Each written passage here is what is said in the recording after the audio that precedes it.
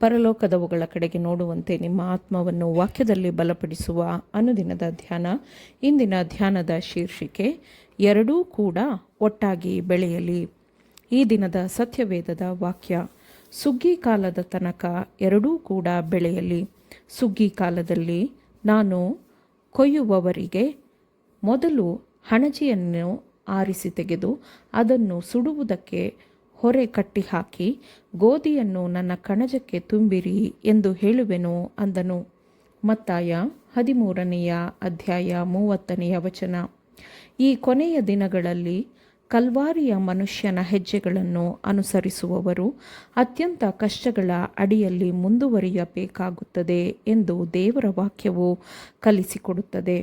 ಏಕೆಂದರೆ ಸೈತಾನನು ಮಹಾಶಕ್ತಿಯೊಂದಿಗೆ ಭೂಮಿಗೆ ಇಳಿದಿದ್ದಾನೆ ಮತ್ತು ತನಗೆ ಕೆಲಸ ಮಾಡಲು ಸ್ವಲ್ಪ ಸಮಯ ಮಾತ್ರವೇ ಇದೆ ಎಂದು ಅವನಿಗೆ ತಿಳಿದದೆ. ಸೈತಾನನು ಬಿದ್ದು ಹೋದ ಸಮಯದಿಂದಲೂ ಸತ್ಯ ಮತ್ತು ಸುಳ್ಳಿನ ನಡುವಿನ ದ್ವೇಷವೂ ವೈರತ್ವವೂ ನೆಲೆಸಿದೆ. ಈಗ ನಿರಂತರವಾಗಿ ದೋಷಪೂರಿತವಾದ ಬೀಜವನ್ನು ಬಿತ್ತಲು ಕೆಲಸ ಮಾಡುತ್ತಿರುವವನು ಒಮ್ಮೆ ಪರಲೋಕದ ಅಂಗಳಗಳಲ್ಲಿ ಒಂದು ಉನ್ನತವಾದ ಸ್ಥಾನವನ್ನು ಹೊಂದಿದ್ದನು. ಆದರೆ ಅವನಿಗಿದ್ದ ಆ ಸ್ಥಾನದಲ್ಲಿ ಅವನು ತೃಪ್ತನಾಗಿರಲಿಲ್ಲ.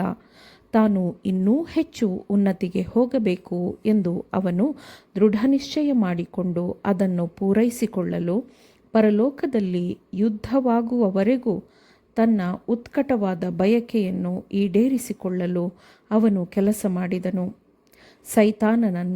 ಸೈತಾನನು ಯಾರನ್ನು ಮೋಸ ಮಾಡಿದ್ದನೋ ಮತ್ತು ಯಾರು ಆತನ ಜೊತೆಯಲ್ಲಿ ದೇವರ ವಿರುದ್ಧವಾಗಿ ಯುದ್ಧ ಮಾಡಿದ್ದರೋ ಅವರೆಲ್ಲರನ್ನೂ ಪರಲೋಕದಿಂದ ಹೊರಹಾಕಲ್ಪಡಲಾಯಿತು. ಆದರೆ ಈಗ ಯುದ್ಧವು ಭೂಮಿಯ ಮೇಲೆ ಮುಂದುವರೆದಿದೆ. ನಂಬಿಕೆಯಿಂದ ದೂರ ಸರಿದ ಕೆಟ್ಟದ್ದಕ್ಕೆ ಪ್ರಚೋದಿಸುವ ಆತ್ಮಗಳಿಗೆ ಕಿವಿಗೊಡುವ ಮತ್ತು ಸೈತಾನನ ಮೂಲದಿಂದ ಬಂದ ತತ್ವ ಸಿದ್ಧಾಂತಗಳನ್ನು ವಂಚನೆಗಳನ್ನು ಬೋಧಿಸುವವರ ಮೂಲಕ ತಾನೇ ಸೈತಾನನು ತನ್ನ ಎಲ್ಲ ಕೆಲಸಗಳನ್ನು ಎಲ್ಲ ಕಾಲದಲ್ಲೂ ಮಾಡಿದ್ದಾನೆ. ಸೈತಾನನು ಮತ್ತು ಅವನ ಹಿಂಬಾಲಕರು ಮೋಸಗೊಳಿಸುವ ಕ್ರಿಯೆಯನ್ನು ಹೇಗೆ ಎದುರಿಸಬೇಕು ಎಂದು ಕ್ರಿಸ್ತನು ತನ್ನ ಶಿಷ್ಯರಿಗೆ ಕಲಿಸಿಕೊಟ್ಟನು. ಆತನ ರಾಜ್ಯದ ಸತ್ಯ ಮತ್ತು ನೀತಿಯನ್ನು ಲೋಕದಾದ್ಯಂತ ಪಸರಿಸುವ ಕೆಲಸವನ್ನು ವಿವಿಧ ಸಂಕೇತಗಳ ಅಡಿಯಲ್ಲಿ ರಕ್ಷಕನು ಪ್ರಸ್ತುತಪಡಿಸಿದ್ದಾನೆ. ಸತ್ಯವನ್ನು ಕಲಿಸುವ ಮೂಲಕ ನಾವು ಸೈತಾನನ ಉದ್ದೇಶಗಳನ್ನು ಸೋಲಿಸಬೇಕು. ಬಿತ್ತುವವನ ಸಾಮ್ಯದಲ್ಲಿ ಕ್ರಿಸ್ತನು ಈ ಕೆಲಸವನ್ನು ವಿವರಿಸಿದ್ದಾನೆ. ಮನುಷ್ಯರು ಮತ್ತು ದೇವದೂತರೊಂದಿಗಿನ ದೇವರ ಸಂಪರ್ಕ ಅಥವಾ ವ್ಯವಹಾರದಲ್ಲಿ ಈ ಸಾಮ್ಯದ ಬೋಧನೆಯನ್ನು ವಿವರಿಸಲಾಗಿದೆ. ಸೈತಾನನು ಮೋಸಗಾರನಾಗಿದ್ದಾನೆ. ಅವನು ಪರಲೋಕದಲ್ಲಿ ಪಾಪ ಮಾಡಿದಾಗ ನಿಷ್ಠೆಯಾಗಿದ್ದ ದೇವದೂತರೂ ಸಹ ಸೈತಾನನ ಗುಣಸ್ವಭಾವವನ್ನು ಪೂರ್ಣವಾಗಿ ಗ್ರಹಿಸಲು ಸಾಧ್ಯವಾಗಿರಲಿಲ್ಲ. ಆ ಕಾರಣದಿಂದ ಸೈತಾನನನ್ನು ದೇವರು ಒಂದೇ ಬಾರಿಗೆ ನಾಶ ಮಾಡದೆ ಉಳಿಸಿದನು. ದೇವರು ಹಾಗೆ ಮಾಡಿದ್ದರೆ ದೇವರ ನೀತಿ ಮತ್ತು ಪ್ರೀತಿಯನ್ನು ಪರಿಶುದ್ಧ ದೇವದೂತರು ಗ್ರಹಿಸಲು ಸಾಧ್ಯವಾಗುತ್ತಿರಲಿಲ್ಲ.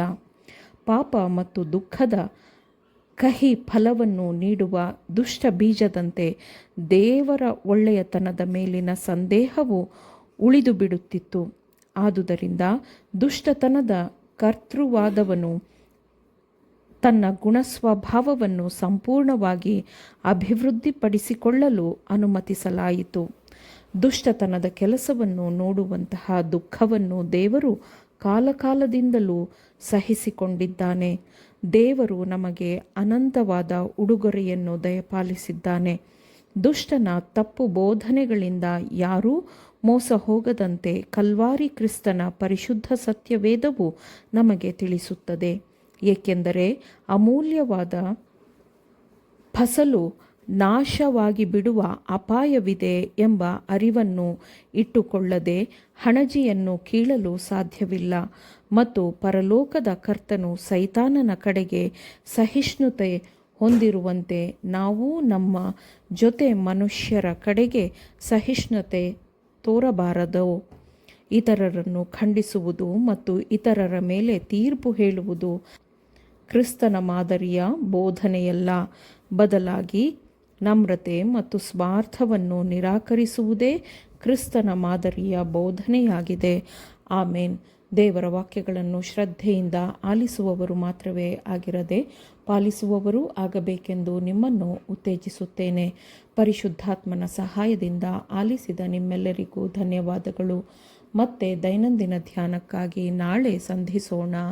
ಆಮೇನ್.